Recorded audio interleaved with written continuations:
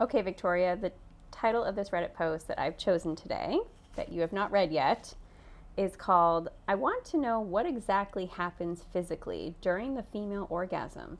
Something's moving, but what? Interesting. Welcome to the Pleasure Program. My name is Holly. I'm Victoria. We are two licensed therapists who specialize in sex therapy, here to answer your questions, share our knowledge about all things related to a healthy and pleasurable sex life.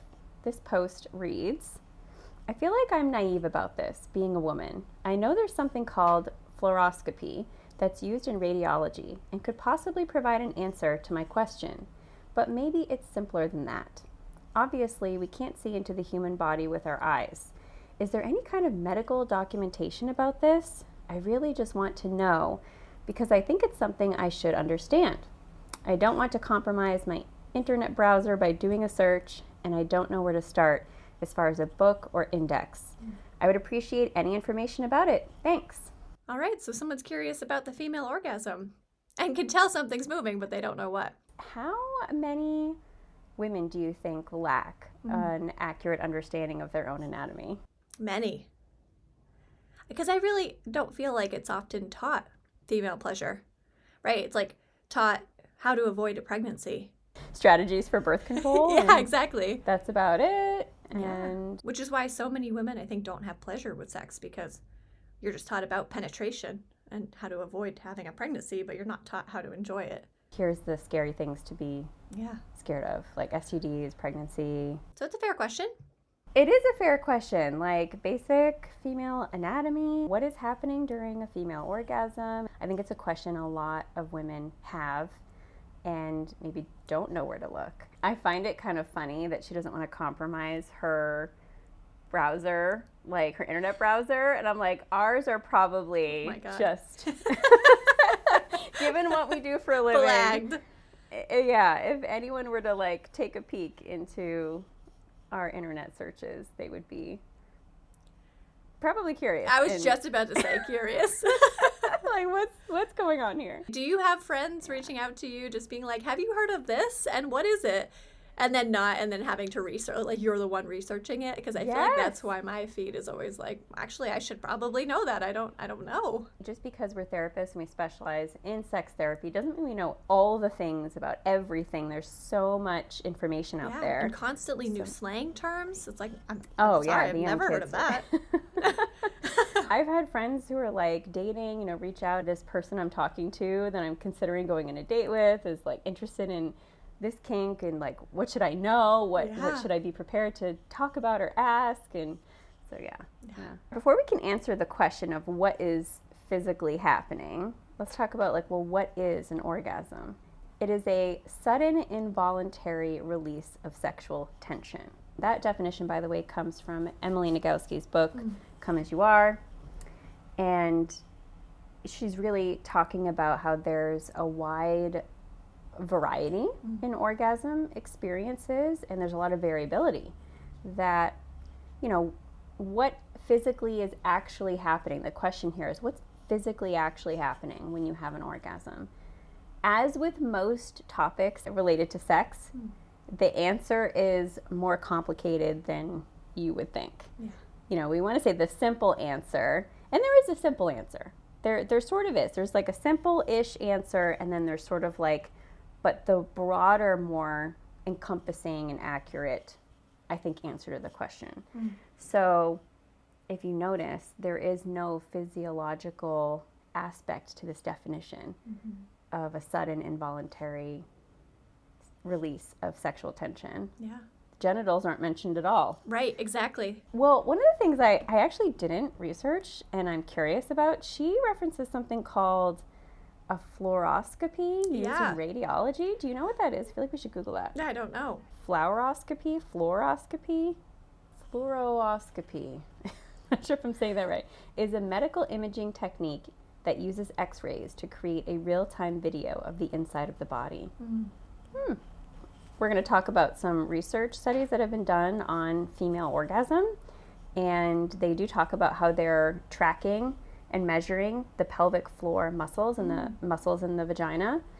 And I wonder if that's the tool that they use, but I'm not sure, actually. Yeah, I don't know either. I think the first thing probably to know is about blood, right? Like even before the orgasm, is that like blood is flowing to your genitals, right? So your clitoris and your labias, they're filling with blood and getting larger, just like a penis would enlarge, getting filled with blood, right? So that's first kind of physical changes happening even before you get an orgasm, but it's part of the orgasm. Fun fact about the clitoris, it is the homologue of the penis, meaning when you are a fetus developing, if you are XY chromosome, you are going to develop a penis. And from that same part in the fetus, if you are an XX chromosome, you will develop a clitoris. Yeah. So they actually are almost like mirror parts of each other. So cool. Certainly there are physiological factors that come into play with arousal too. Just, absolutely. Heart rate increases, blood flow increases into the genital area. Yeah, part of that sexual response cycle, right? Like we're building up that tension so that it can be involuntarily released at some point. Hopefully. Hopefully. Sometimes yes, sometimes not, Yeah. Technically, an orgasm is not simply a genital response. With that being said, there's a majority of women who will describe what feels like a rhythmic contraction of their muscles in the vagina and the pelvic floor. So that is a common experience. But what's interesting is that in some of the studies they've done, they have found that there's no relationship between a woman's experience of an orgasm and the muscle contractions that they're measuring. So then it's like how much of an orgasm is mental, the erotic energy, right? The feelings involved in it. An orgasm has a lot more to do with your brain than it does with your genitals. This is from Emily Nagoski's book, Come As You Are. In one study, 2 out of 11 women exhibited no vaginal muscle contractions at orgasm. And in another study, some women exhibited the muscle contractions without orgasm. In one study, research participants were asked to masturbate to orgasm in the lab and then grade their orgasm on a scale of 1, weak or poor, to 5, most powerful or excellent. Result?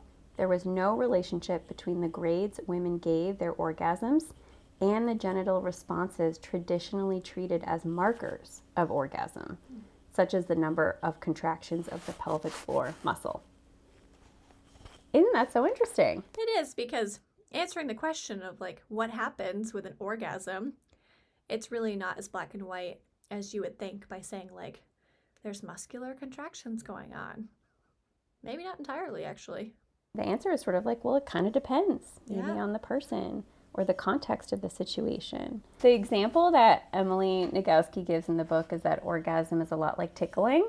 The sensation of tickling really depends on the context of the situation, right? Sometimes tickling is funny. It's really like making you laugh, squirm, and then other times it's annoying and irritating. Like, stop, like I don't want that, right? You're like, I'll punch you in the face if you keep tickling me. Sometimes you feel nothing at all. Has anyone ever gone to tickle you and you're like, that's not even, we're literally doing nothing. Yeah. What changes, even if it's the same sensation each time, is our perception of the sensation and the context, right? So like our perception of what's happening, and what affects our perception, the context of the situation.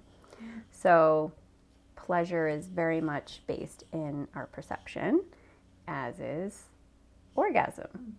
So she gives examples of women who've described having an orgasm like during a yoga class, involuntarily. They were incredibly embarrassed about it, didn't find any pleasure in that experience at all, but nonetheless experienced that happening.